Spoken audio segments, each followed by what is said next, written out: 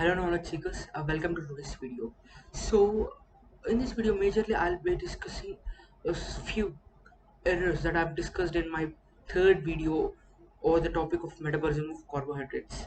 So I remember I thoroughly checked once again the literature and got the right data now. So what I've told in that video is, so the NADH produced in the sixth reaction where the G3P is converted to 1,3-bisphosphoglycerate. So it enters to electron transport chain where it produces 6 electrons. That means I've told that one NADH molecule gives rise to or results in a production of 3 ATP. So I mean sorry 6 ATP.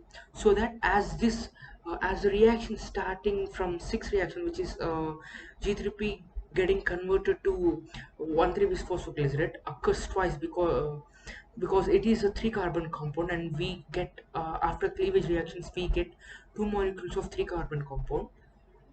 So that makes 2 into 6 ATP, which gives rise to 12 ATP in the presence of oxygen.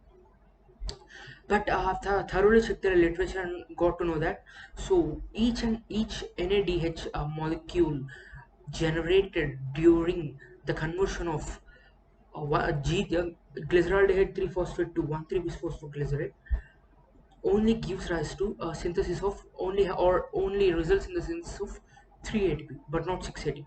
uh, I self-correct myself again in front of you all that one NADH molecule generated in the conversion of G3P to 1,3-bisphosphoglycerate if enters to electron transport chain in the presence of oxygen, or to put it clear, in the presence of aerobic respiration, it results in the generation of or in the synthesis of 3 ATP molecules. So as the the reaction which where G3P converts to 1,3-bisphosphoglycerate occurs twice, so we get two NADH molecules. Thus, two NADH molecules results in production of 6 ATP, but not 12 ATP.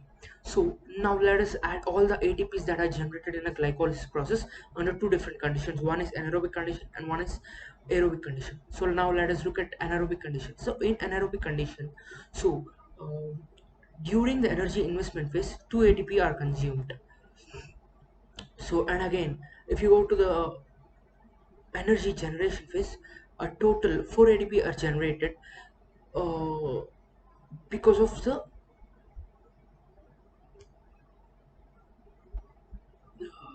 substrate level phosphorylation reactions. Exactly. So, 4 ATP are generated there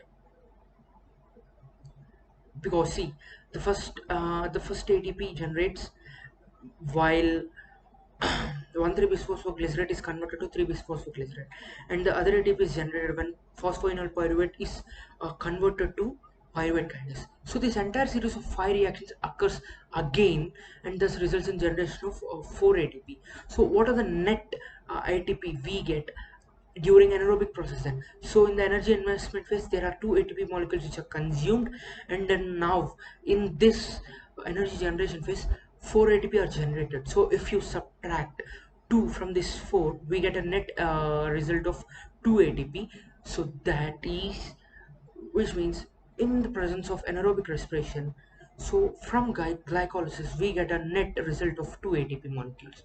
Now let us look at the condition where oxygen is present or anaerobic conditions are present. I mean sorry, aerobic conditions are present. So under aerobic conditions, so glycolysis continues as mitochondria centers are present. So just from glycolysis, so we get a net result of 8 ATP. Let me explain how this occurs. So as common in the energy investment phase, 2 ATP are consumed, so keep that aside. They are minus 2 ATP. Now we are in a deficit of 2 ATP. So what happens later is, in a regular way, 4 ATP are produced from the regular methods of glycolysis reactions. So that there settles, we are now in So we have a 4 ATP which are synthesized.